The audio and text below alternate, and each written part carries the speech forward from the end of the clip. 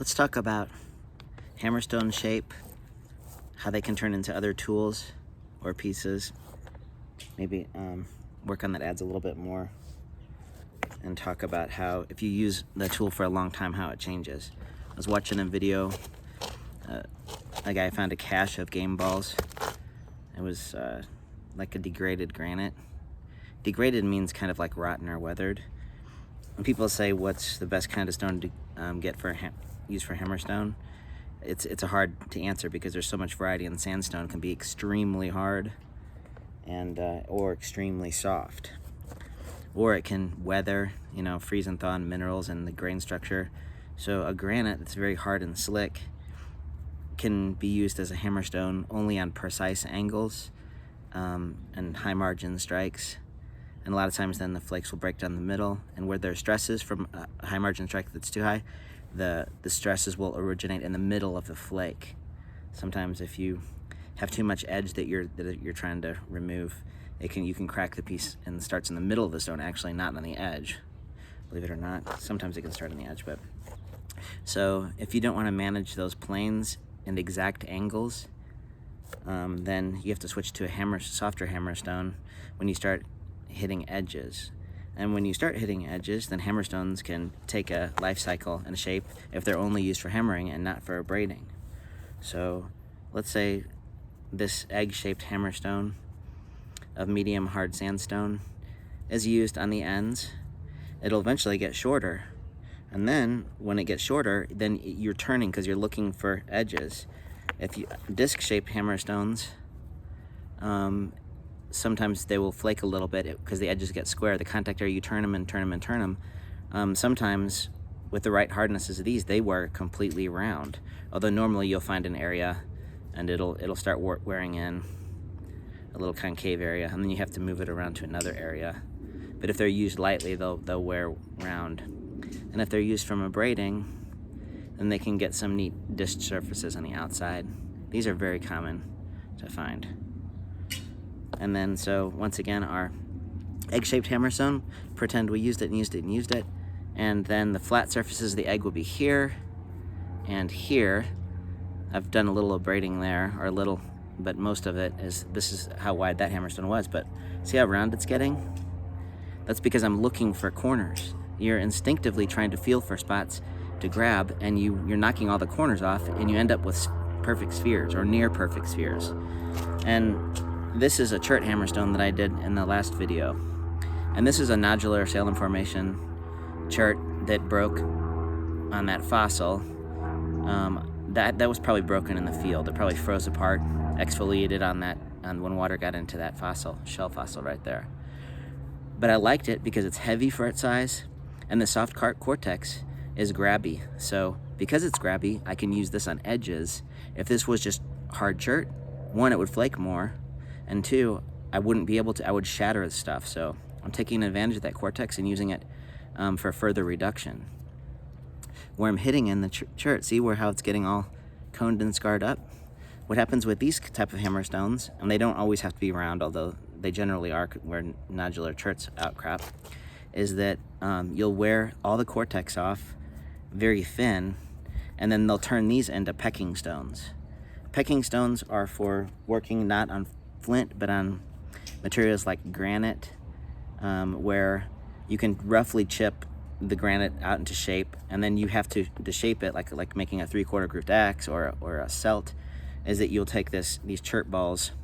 Sometimes you can just start with a chunk of flint and work it down, but a lot of times people prefer to use these bigger Chert balls, and then you just peck the surface. It just removes tiny fragments of the granite slowly until you get the desired shape, and then it can be finished ground on the bit and things like that. So when Chert hammerstones are smaller and then they're used and it wears off, then sometimes they're polished and turned into like actual game stones, little Chert marbles. Those aren't uncommon either, and people look at those and think, well, think about all the time they had to make those. Well, yes and no. It took a lot of time, but you can combine tasks, and then when the small Chert hammerstone becomes too difficult to hold, then it can be just put on a gritty hard surface and just finished ground because it's round already, and then polished, and then used as a game piece. So if you combine tasks, then you can end up, you have a lot of time in it, but you're doing something else in the meanwhile, you know, using it for napping. So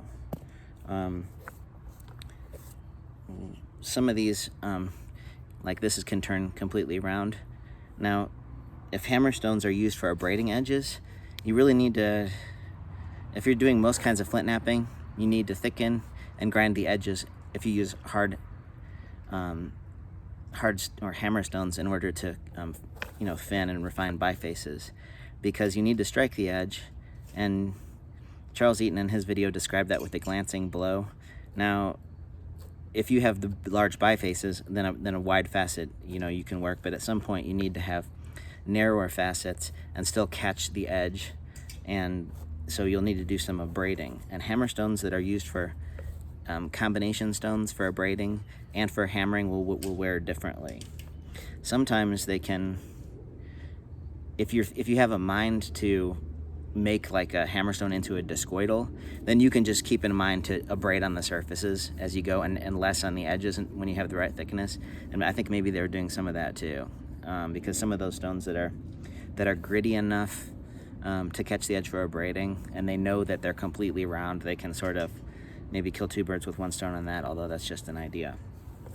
Now, nutting stones, people say, well, they're dished out because they're using them as hammerstones, and that way they can, you know, twirl them around in their fingers and use them that way. I've lived in areas and have a property where I found nutting stones all over the place. And the type of sandstone, when I'd find a fragment of one, I'd experiment with them and learned right away that the minor striations from abrading and the peck surfaces that they created and the surfaces that I created, even working light, didn't match whatsoever. So I think that's just kind of a wives' tale that nutting stones were hammerstones to, you know, twirl around. Because if you wanted to dish out a surface just so you could hold a hammerstone better, then it's going to wear different. It's not gonna wear all the round radiuses like you see on these. And if you can't, I mean, hands can hold stuff, so I would think that it would be a waste of time to make special holds for preferred hammerstones. And the pitting will tell you at what stage they're working on the stuff. I'll work with a lot of early hammerstones like this, which is a soft sandstone, and I broke it because I worked on kind of too hard a chert and it has internal cracks in it. But if you find edges that are clean, and you really grabs the edges, so it's not even a big deal to hold weird stuff like this. And if you just wanted to just modify that a little bit, I guess you could, but as common as this is, when it's not working good, you just toss it. So the Anvil stones, this is an Anvil stone / hammerstone. See where I flaked it? I was using it as a little nipper to set up platforms, and I flaked it as limestone. But see how the surface, I don't know if you can tell, there's little teeny cones. This one has it on both faces. The cone scarring on these Anvil stones will usually favor one side. And if they can be used as a hammerstone, then you can see wear around the edges as well. And these are just, you've seen me use them, the leather underneath. I put the preforms on there, and then I create a gap, and it makes a really a grabby work surface to hold that angle on that preform, so you can apply a lot of pressure to that edge. And the lower you can get on your hand, the more force you can generate. You know, the higher you get up holding something, the less of that heavy inward you can get, because you're pushing away from your fingers and you're straining yourself.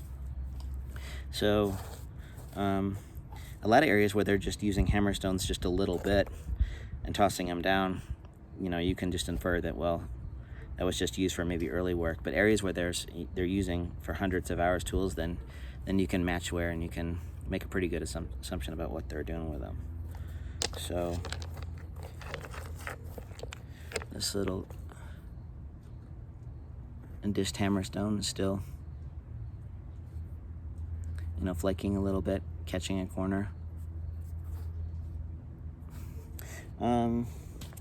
I wish I had all my other hammerstones that I've used over the years and stuff here. I don't, because when you have repeated things happen with different grits and different hardnesses of stones, and use them in a certain way, and then you see that, you can take my word for it or not take my word for it. What I say is, accurate. But there's a lot of misinformation on the internet about hammerstones because people like to get big, heavy, hard things because it's easy to knock a flake off, and then talk about them. And not that that's wrong. It's anytime somebody's using hammerstone can have insight that's good.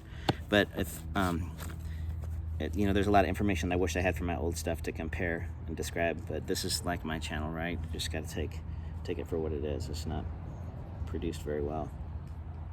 So let's, this is a low-grade piece of Fort Payne. Maybe let's make a part 2. This is the Cortex, and this is the Cortex, and this is really hard. This is not going to be good hammerstoning material because it's not glassy. But somebody who's going to make a tool out of this would probably orient that bit going this way, not this way, because this is going to be soft. It's not going to be as good a tool material, even though it's maybe slightly longer that way. So because this side is flat, maybe let's pretend like, I'm going to pretend like I'm kind of a beginner hammerstone, and then just try to catch the edge high and describe what's going on maybe in a part 2. And we'll just kind of make a rough adze out of this, maybe. Or maybe I'll find a better piece. Might be better for me to find a higher quality piece that's really flat on one side, so I can just do napping on one face. Because a lot of people, when they nap, they get target fixation on working one side, which is okay if you're making an adze if you have the thickness to start. And it's rewarding to start with something, right, where you can actually make a tool on your first go. So sometimes people can get discouraged, one, with the fast napping and the flipping back and forth when things get thinner, because it's really hard to communicate, you know, why a napper who's had experiences doing things in certain situations. So it might be helpful if I started with a piece that was completely flat and then just worked on one face and then just kind of shaped it. So what else did I have to say about hammerstones? Oh yeah, the pecking stones.